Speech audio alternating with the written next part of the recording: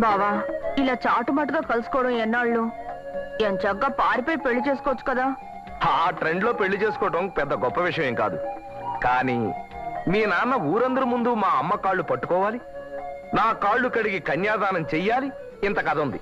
సర్లే, నేను టౌన్ లో ఎగ్జిబిషన్ చూడడానికి వెళ్తున్నాను, నాతో వస్తావా? లేకపోతే దానికి కూడా ఏదైనా ట్రెండ్ ఉందా? కానీ కన్నయ్యకి చెప్పకుండా ఎలాగా? కన్నయ్య ఎవరు? నా ఫ్రెండ్లే. ఓహో, పోనీ వెళ్ళొచ్చిన తర్వాత చెప్పొచ్చు. మనం వెళ్దాం పద. నీతో ఏదో అందామనిపిస్తోంది.